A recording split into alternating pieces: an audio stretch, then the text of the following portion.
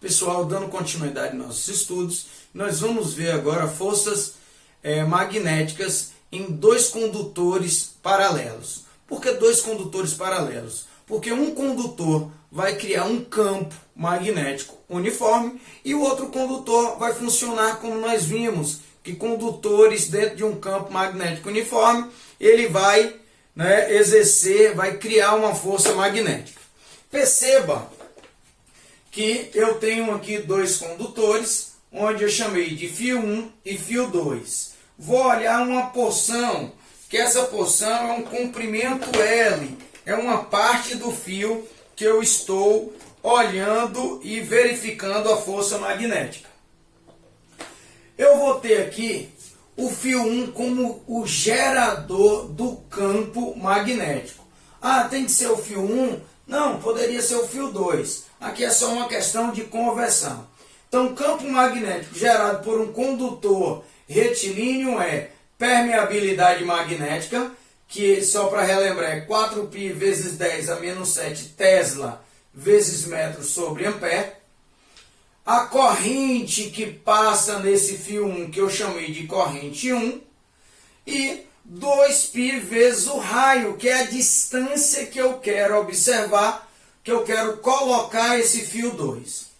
O fio 2, quando ele está dentro de um campo magnético, passando por uma corrente que eu chamei de corrente 2, ele vai gerar uma força magnética 2. Essa força magnética, nós vimos que em condutores retilíneos é campo magnético, que vai ser o campo do fio 1, vezes a corrente do condutor 2, o comprimento desse condutor, que é a porção onde eu estou observando, vezes o seno do ângulo. Seno de que ângulo? Do campo uniforme e a corrente do condutor. Substituindo a equação de campo magnético 1, que é permeabilidade vezes corrente do fio 1 sobre 2πr, que é a distância que eu vou colocar o fio que vai gerar a força magnética, eu vou ter força magnética entre fio 1 e 2 é permeabilidade magnética vezes corrente 1 sobre 2πr vezes corrente do fio 2 vezes o comprimento L. Perceba que nós colocamos o seno aqui como uma força máxima, o seno de 90 graus. Mas pode ser um seno qualquer, uma vez que eu posso inclinar, posso mudar o ângulo colocado pelo fio. Ok? Sendo assim, eu vou ter uma observação que vale a pena vocês terem no caderno. Entre dois condutores retos e externos paralelos e percorrido por correntes, a força magnética será de atração se correntes tiverem o mesmo sentido. Então, neste caso aqui, que as correntes têm o mesmo sentido, a força é de atração e de repulsão se tiverem sentidos opostos. Gente, tem algumas substâncias que elas vão aumentar a característica magnética ou diminuir características magnéticas. Nós vimos as espiras. Quando eu coloco a corrente elétrica para passar por dentro de uma espira, essa espira adquire uma característica magnética. Mas se eu coloco um condutor dentro da espira, essa característica magnética da espira ela pode ser aumentada ou diminuída.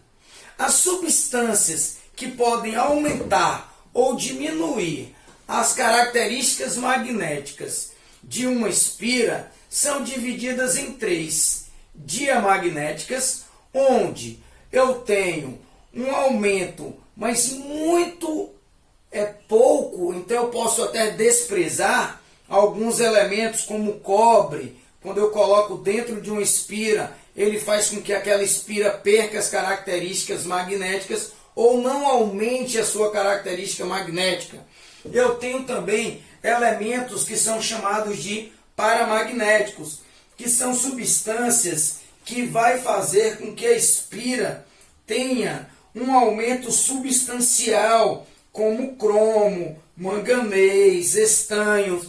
Isso ocorre porque essas substâncias, essas ligas, têm uma orientação dos elétrons do spin, e quando eu coloco esse material no centro de uma espira, os elétrons que estão livres vão ter as mesmas orientações. Então eu vou ter um aumento na intensidade do campo magnético dessa espira. E os elementos ferromagnéticos, que vai intensificar muito essas características. Quando eu coloco dentro de uma espira um condutor, um elemento ferromagnético, como ferro, como ligas metálicas, como aço, eu vou ter um aumento muito grande. Onde é que nós podemos ver isso? Nos superímãs, nos ímãs, ou melhor dizendo, nos eletroímãs. Que eu pego um condutor metálico, giro em torno dele uma espira e a intensidade do meu ímã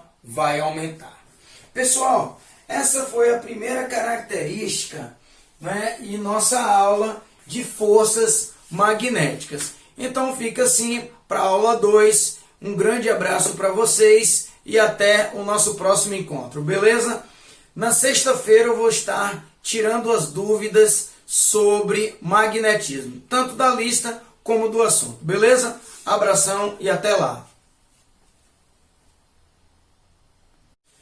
Pessoal, nós estamos aqui novamente para dar continuidade à força magnética e nós vamos ver agora a aula 2, força magnética, um condutor dentro de um campo magnético uniforme.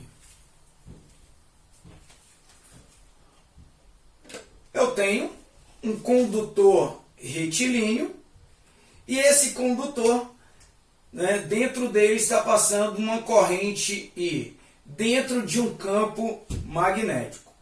Quando ocorre uma característica dessa, esse condutor retilíneo ele vai sofrer uma força magnética.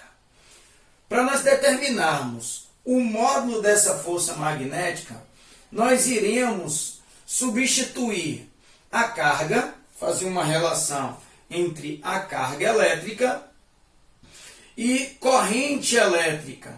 Então, a nova equação da força magnética para um condutor retilíneo em um campo magnético uniforme é campo magnético vezes corrente vezes comprimento deste condutor vezes o seno do ângulo entre a corrente elétrica e o campo. Perceba que esse ângulo era o ângulo existente entre a força, o campo magnético, melhor dizendo, e a velocidade. Como a velocidade é a da carga e as cargas juntos formam a corrente elétrica, então esse ângulo é o ângulo entre a corrente elétrica e o condutor. Forças magnéticas sobre condutores. Aqui eu tenho um condutor metálico na forma de um quadro e dentro deste condutor passa uma corrente elétrica. Perceba que esse condutor ele está imerso em um campo magnético uniforme. São as linhas aqui do campo magnético. Quando a corrente elétrica passa, nas extremidades eu vou gerar uma força magnética. Quando a corrente for paralela, eu não vou ter uma força magnética. Mas quando a corrente formar um ângulo de 90 graus com o campo, a minha força magnética ela vai ser máxima. E como eles vão estar em sentidos contrários, de um lado eu vou ter uma força saindo do meu plano e de uma outra eu vou ter uma força entrando no meu plano. Essas duas forças, elas fazem esse condutor girar. Aí eu estou mostrando aqui ele girando dentro deste campo, certo? Sendo assim, eu vou ter o conceito do motor elétrico.